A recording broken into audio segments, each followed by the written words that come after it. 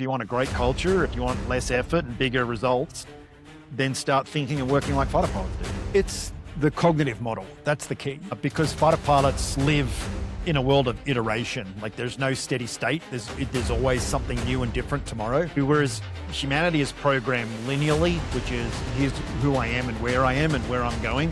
We flip that on its head and we say, what's the target? Work backwards and then iterate. So if you just remove the airplane and put your life, your business, anything in to replace it, the way in which we think and the way in which we work and operate delivers great things. It fulfills potential because the whole model is designed around growth. It's designed around learning. It's designed around accountability.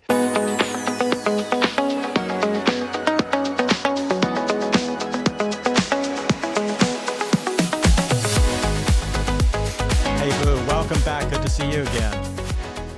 Great to be back, Rob. Thanks for having me again. Yeah, well, we dove deep into your story, the early part of your story, and this is a chance for part two to keep going.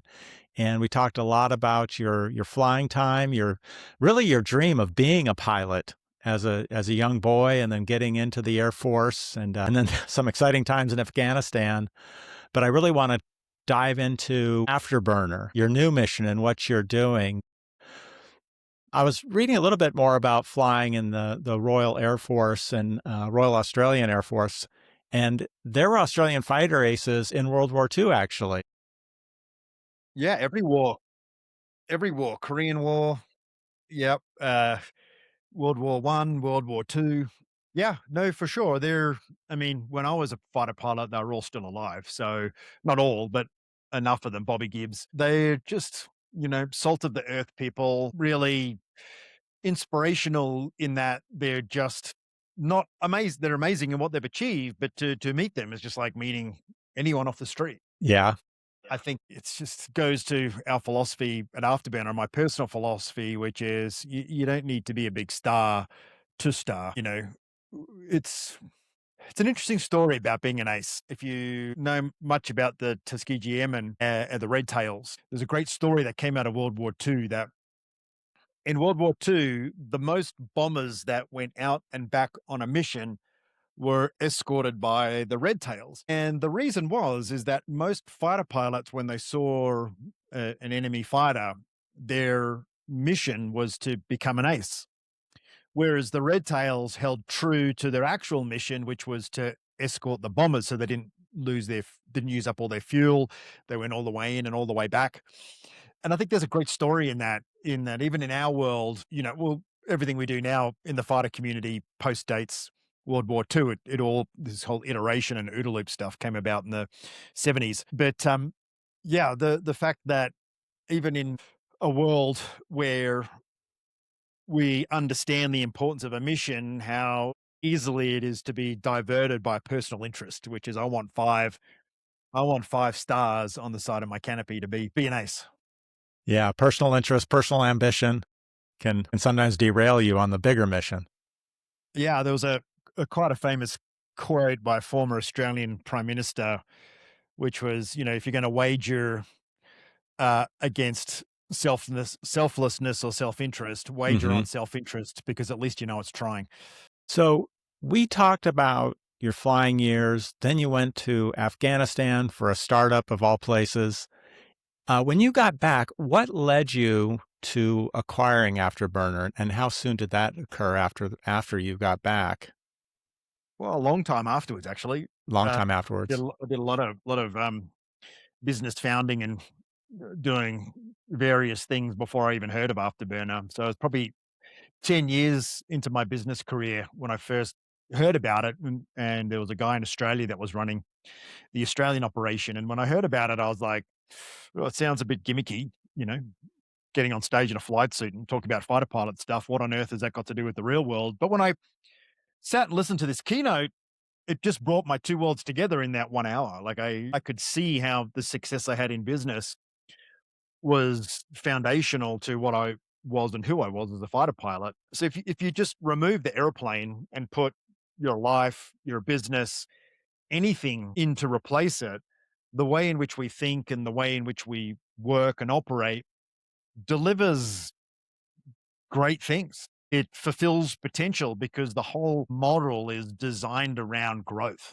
It's designed around learning. It's designed around accountability. And the accountability is first and foremost to yourself because you hold yourself to account to a high standard. The rest of the teamwork stuff kind of looks after itself. When I was designing a building in Australia, when I had a property development company, I had a Jewish mysticist as an architect, and he always had this philosophy in that, two people can't be a whole unless each person is a whole half. And that's kind of how you work in a fighter pilot. Like when you come together as a team, there's an expectation that every person showing up is coming as the best version of themselves. They've done the work, they know the baseline level of knowledge, they're skilled as you are. And we have, like, in Australia, 4 levels of skill. It's kind of the same in all the Air Force. Hmm. You're a basic wingman, and then you're a 2-ship formation leader, then you become a 4-ship leader, then you become a mission commander.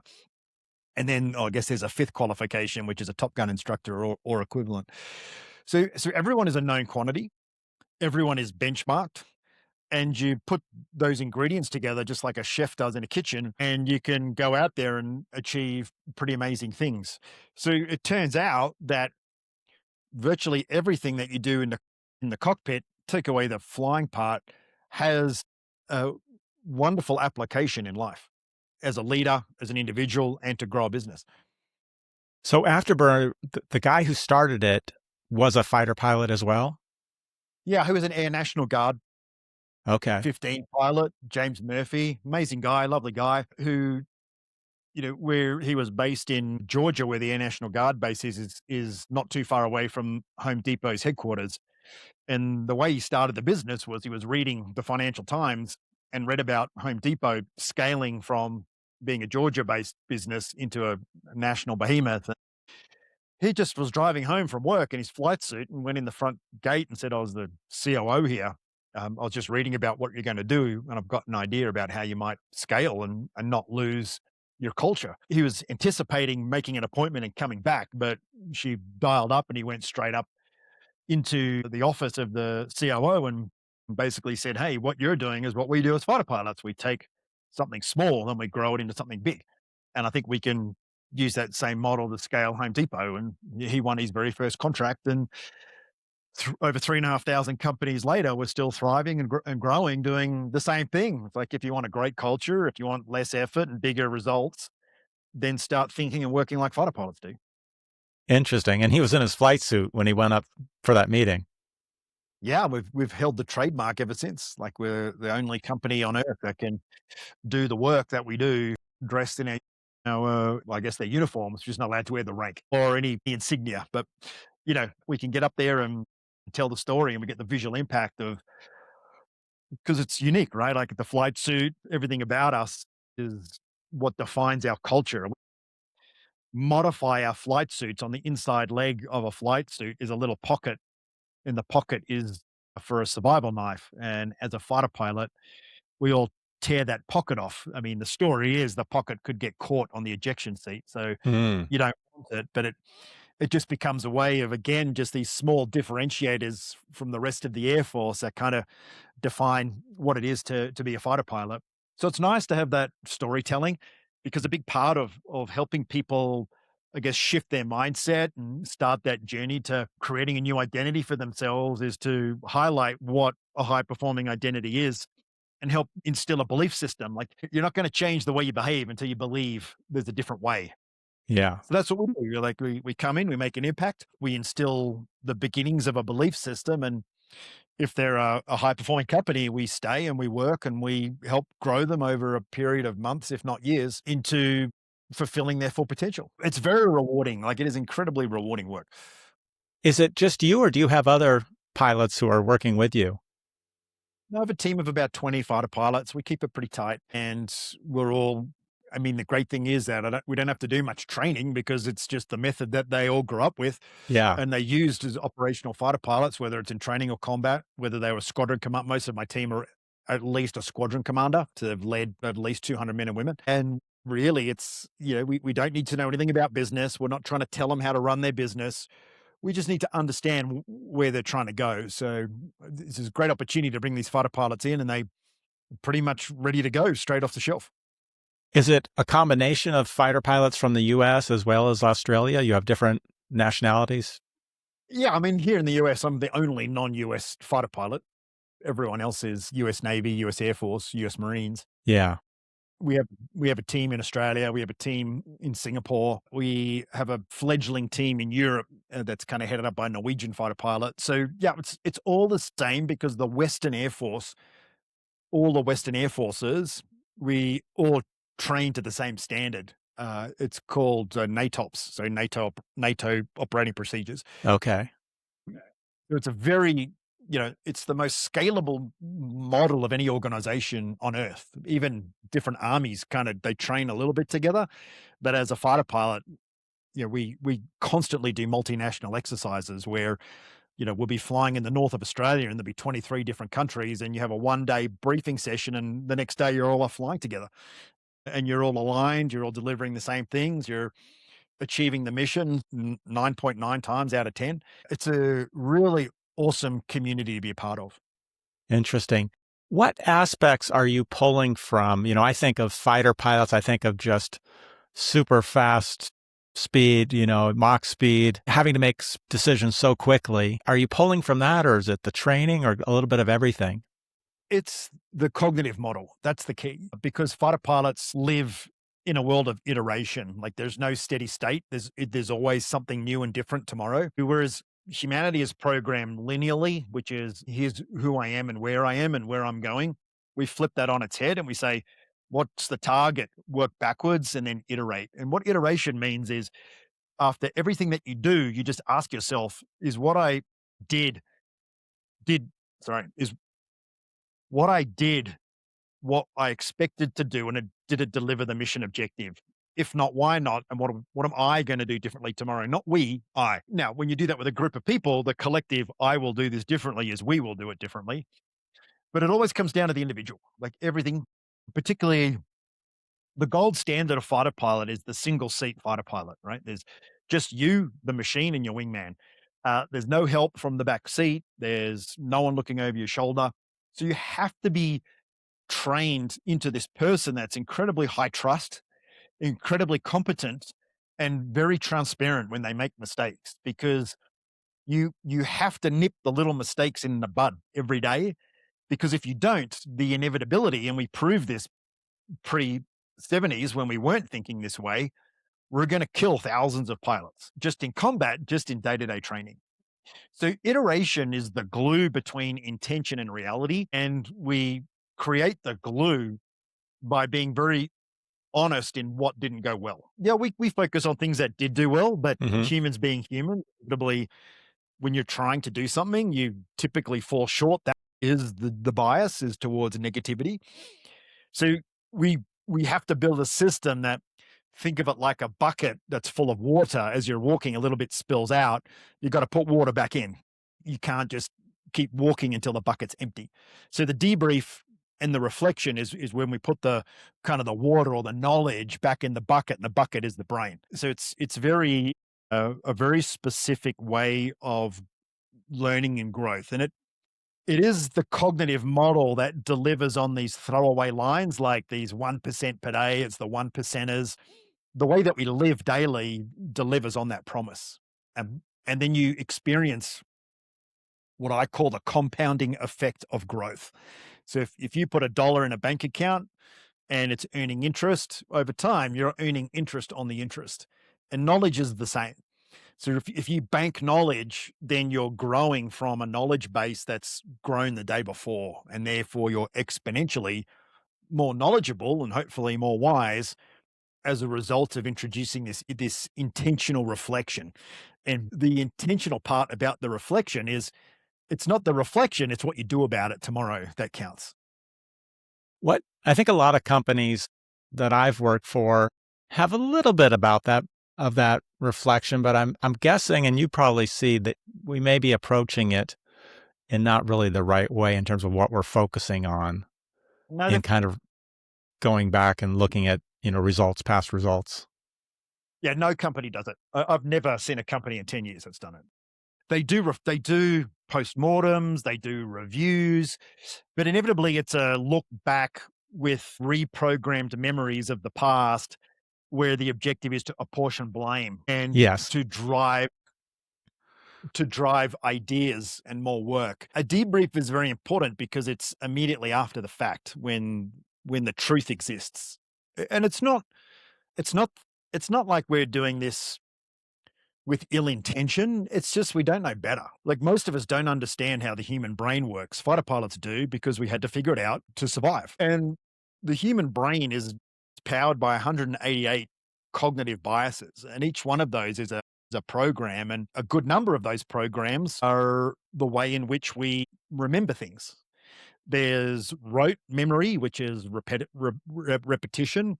And then there's selective memory, which is the way we typically memorize things is in service to ourselves, not reality. So often the longer, it's like if you go to a prison, everyone in there is innocent and everyone believes they're innocent because over a period of time, if you believe you're innocent and you tell yourself that enough. In fact, this is a really interesting story. My wife and I were watching Hulk Hogan's documentary that's on Netflix at the moment. And it talks about how, from his wife's perspective, that when he started, there was Terry and then there was Hulk Hogan. But over the years, decades later, there was no two personas anymore. There was only Hulk Hogan. And she talks about how he went through this journey of just it being a show, and then he came to believe the show, and that became his identity. And as a result, his life of Terry disintegrated, and he transplanted into a life of Hulk Hogan, which also then disintegrated. So it's a really interesting study into how we remember things, how we recall memory, and how our, often our memory serves us in the way we identify ourselves as who we are, not as who we could be. And that's a really important nuance. So as a fighter pilot, we realized, hey, if we do all the missions and then we just debrief it on a Friday, we're just going to remember everything that I did good. And I'm going to mask over the things I didn't do that weren't great. The best time to capture it is immediately after, when I have the feeling of, I know I messed that up, and then to confront it and then to celebrate it. In our world, we celebrate the fact that we self-identify our errors and mistakes. We still have a peer group. So sometimes I'm like, I made a mistake and I didn't get what I was expecting. And I'm not 100% sure why. That's why you have the Top Gun instructors, because they've seen it and they can facilitate this conversation for you until you discover yourself what you did. This doesn't even happen in professional sports. I mean, I've worked with 4 pro sports teams. Afterburner's worked with 19 NFL teams. The reason we work with 19 is the first one we worked with won the Super Bowl, which was the Giants in 2012. So 2012, 2013. And even in that high performing world, they still review. They don't debrief. They still have coaches pointing fingers, blaming, telling players what to do next time, rather than putting the journey of discovery and learning onto the shoulders of the player first. And then when they get stuck, helping them through until they have the aha moment of, oh, now I truly comprehend. Because telling someone something doesn't mean they comprehend it. To comprehend, you have to discover it for yourself. And that's what we do as fighter pilots. Is you can't be told how to be a good fighter pilot. You've got to learn. And the best way to learn is to put you in a situation where you're out of your depth and you're forced to learn and to bring what you've discovered to the team. So we learn from each other at the same time. Yeah. I'm thinking in a lot of companies, there's such a fear of failure because there is the blame game when something goes wrong and you're doing that review. How do you change that culture when you're working with a company and because it's a big shift, isn't it? And shift of mindset Yeah. for these people. Early, I guess, is the answer to that. And there's kind of 2 ways to start your debrief journey. One is debrief good things. So we have good memories and good things happen. And then start debriefing small things. The reason why we don't like it in business is because we set a quarterly target and then we revisit it at the end of the quarter and it's too big. And it's a big number that we've probably missed. So no one wants to talk about that. But if we just talk about Monday's numbers on the first Monday of the 90 days, when they're small and they're correctable, it's not a big deal. Like if my objective was, to close 25,000 in, well, probably a big number, 4,000 in deals on Monday, and I closed 3,000. That's an easy conversation. That's not stressful. Uh, and I'm having it because I want to close it. And then what happens is we go from 1,000 short. A month later, we're on target, and then a month later, we start to beat the target. It's like it's a superpower. You cannot not be better if you debrief. It's impossible to get worse, and I will put money on that. Is there a But way? you can get worse from reviewing because you're using Yeah. false memories of the past, and you haven't really learned anything.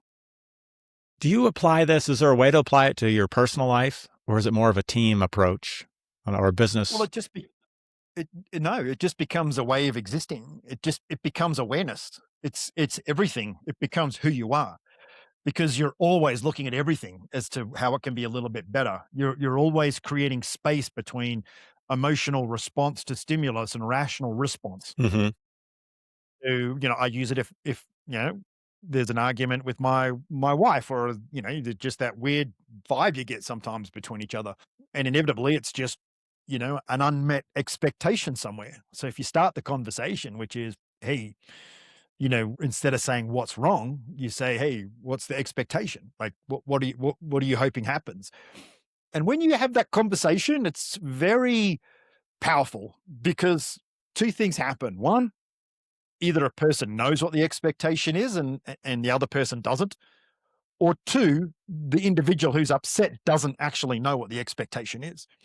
So two things happen as a result. One, the person not meeting the expectation can meet it. That's easy.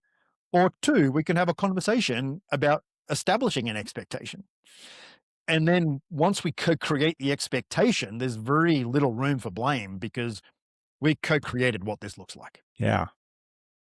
So it's, with your kids, with like my little boy, he's 4, and he started playing soccer a few weeks ago, and he hated soccer, didn't want to go, didn't want to do it. And then a few weeks ago, he kicked a goal, and all of a sudden can't get him away from the soccer ball. So there's an important element here about debriefing. Sometimes there's also an element of timing with this.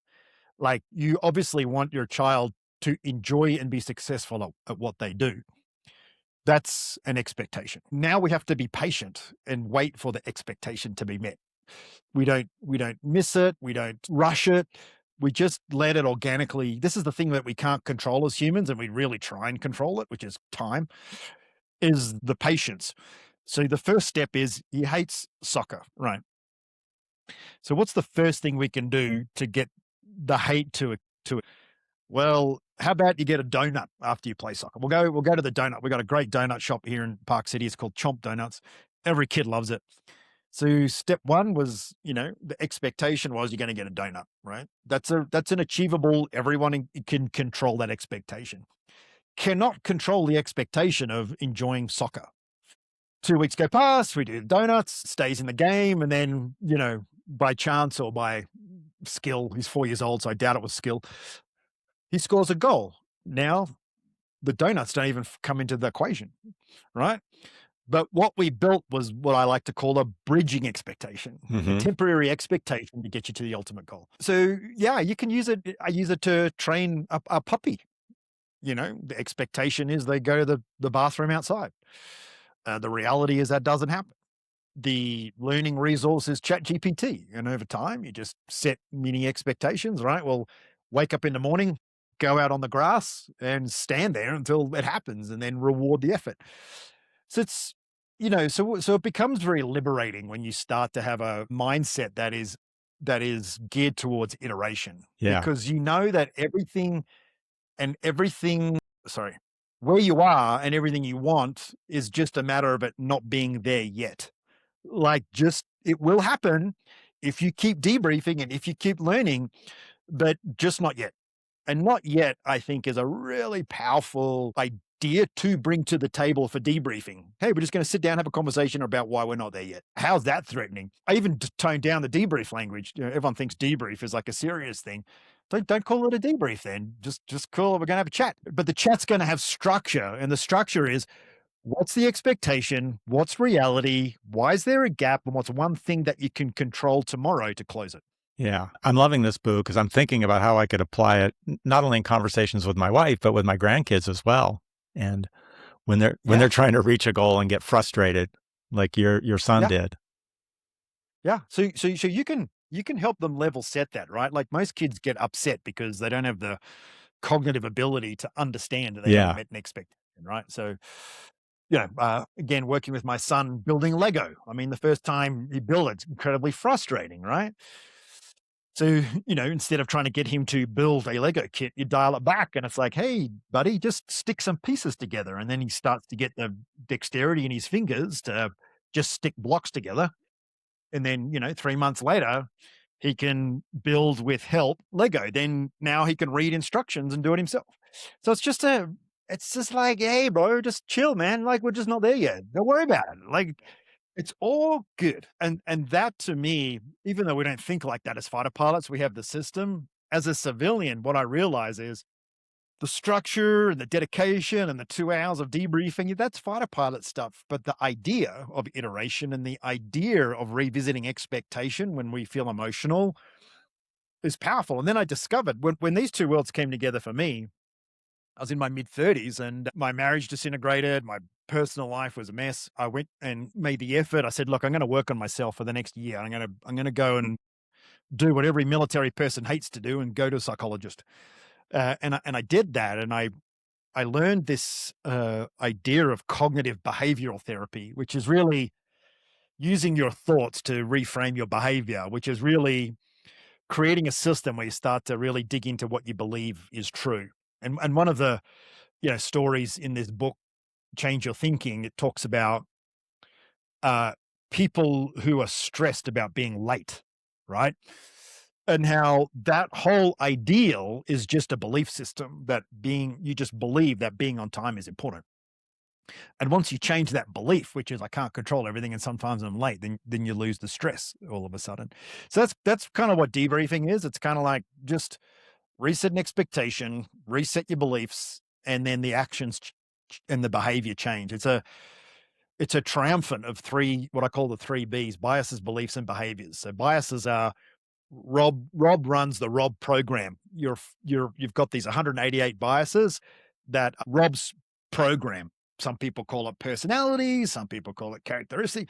We have all these labels, but at the end of the day, there's this subconscious program that drives all of us, right? The challenge is when you say you're an introvert, it's very different to maybe you had an event in your life which made you socially anxious.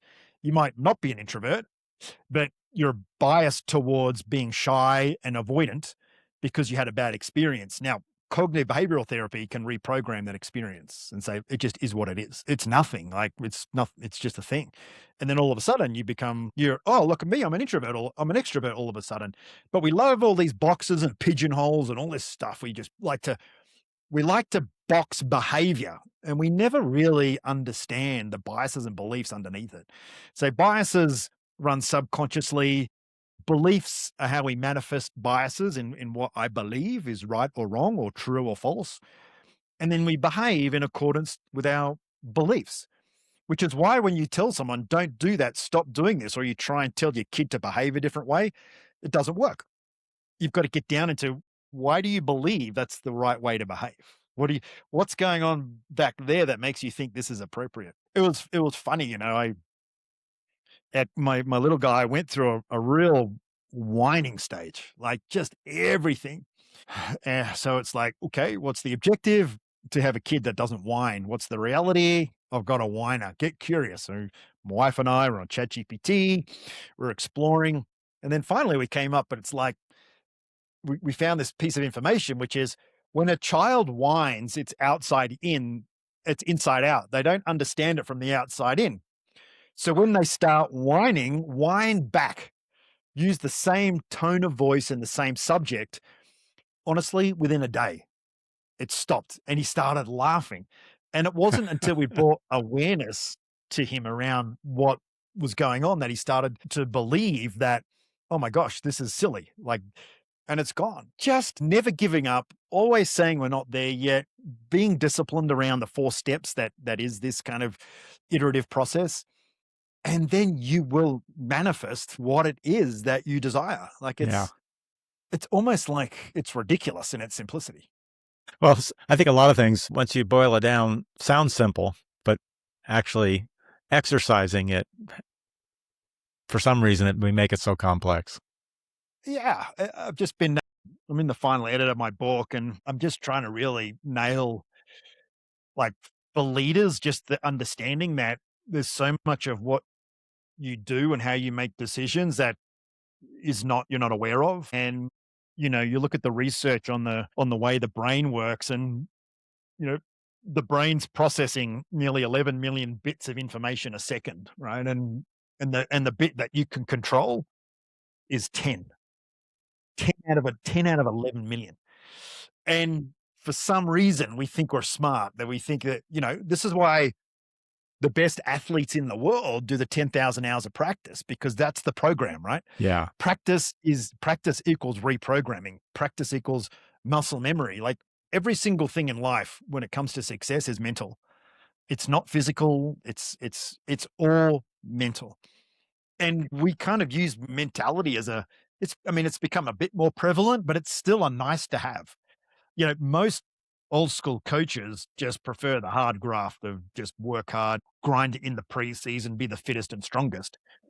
But it's and that they don't realize that is mental. That's called resilience. So that is a good thing.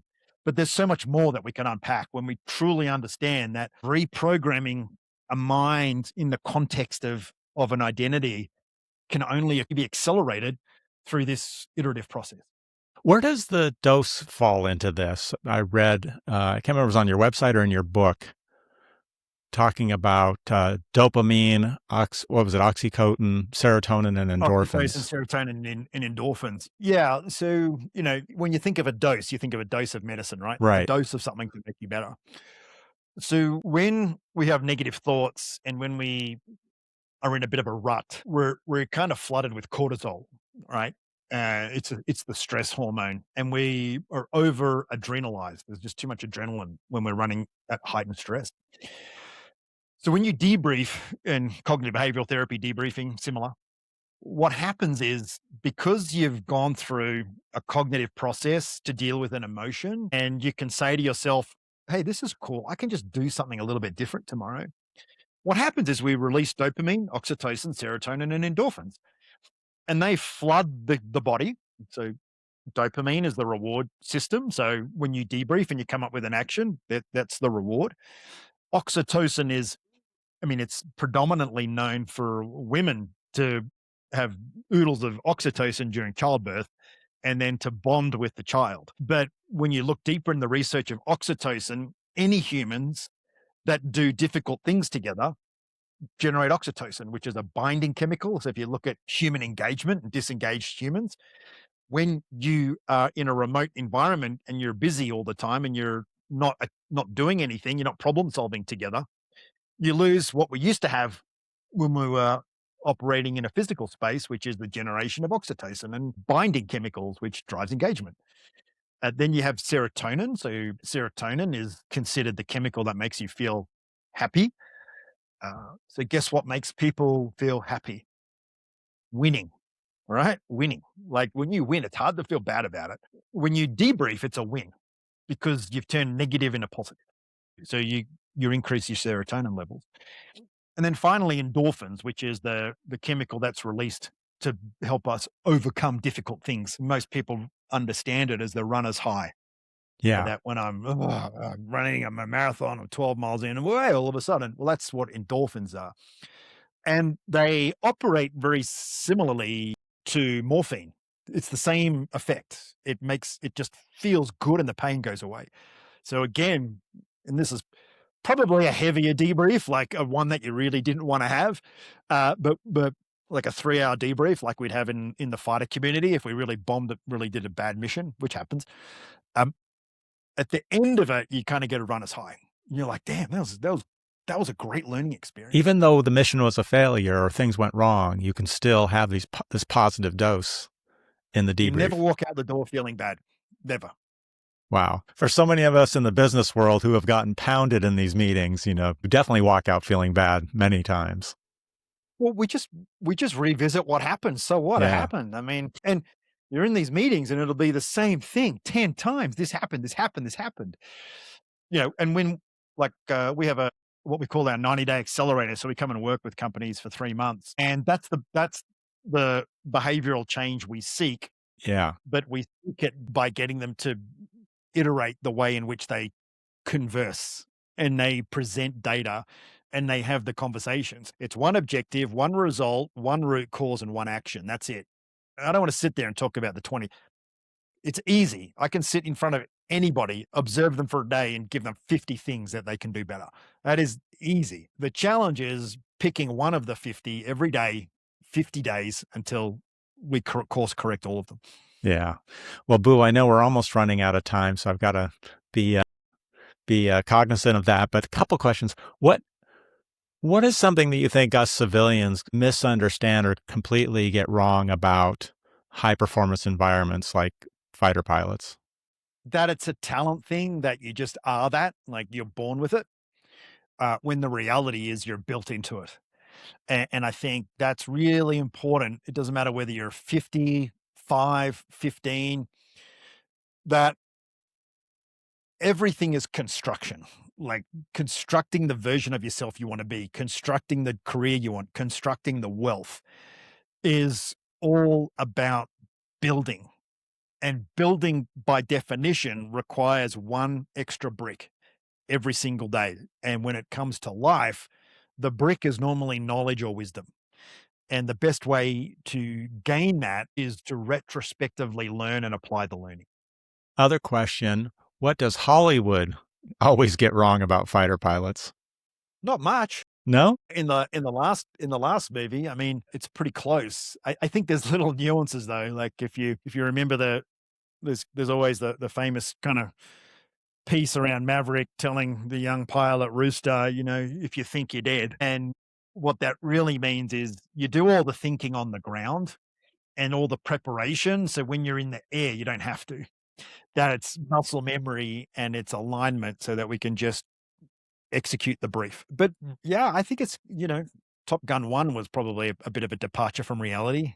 But it's pretty close. Pretty Pretty close. close. That's good to hear. If we had more time, I'd want to talk about the strategy of the mission versus the way we did the massive bomb ordnance drops with the bombers for the Top Gun 2 mission, and which one would have been a better approach. Yeah, look, you know, the mission is always in service to the strategy, right? Yeah. And we kind of have my last year in the service before I left, I was an instructor at the Warfare College. So I was the aviation silo of expertise, and we used to teach 2, 3 star generals how to plan large military campaigns. And in that, when I was there, I would look at it and I would go, gosh, we really overcomplicate strategy here. And the problem with strategy, operations, and tactics is, one person's strategy is another person's tactics. So I prefer the simple version of strategy, which is there's a place we're going and there's stuff we have to do to get there. That's kind of it. And the higher up in an organization, you're doing more of where we're going. And the lower down you're all in the organization, you're doing more of the stuff to get there. And that's why we create this kind of execution structure, which is called destinations, objectives, and actions. Destinations are the future, objectives are the glue between the destination and the action, and action is the doing part. Cleverly do, I think, is every one of those is binary. You either arrive at a destination, arrive at an objective, or you've done or not done the action. So that makes everything easier because every conversation is as simple as done, not done. Yeah. Not done, debrief. Done, keep going. Rather than the intellectualization that comes around partial commitment and partial execution and partial results. Yeah. So when you look at that particular mission, that's a mission for a movie. I mean, let's be honest. Like that would be one of the highest risk missions we would ever fly. And if you read between the lines, that's kind of a whole Iranian kind of scenario Mm-hmm. in Top Gun Maverick. And the reality was, well, rather than go in high visibility, high risk, we can do this much quieter, invisibly, and achieve the same result, which is, getting a whole bunch of B-2 bombers in there and sneaking in and getting the job done. Yeah. Fantastic. All right. Well, Boo, thanks so much for coming back. Any last minute words of advice or call to action or how people can reach you? No, I think you can be who you want to be. You're just not that version yet. If you want help, sure, reach out. Boucousis is my last name, Boucousis. I'm the only one, so you'll find me. And Call Me Boo is my website. Or if you're looking to do something to knock a corporate team into shape or an enterprise, small business, afterburner.com. They're my three channels to connect and take it to the next level. Awesome. Well, good luck on your next book. Can't wait to see it. Thanks, Rob. I'll All let you know right. when it's out. Okay. Cheers.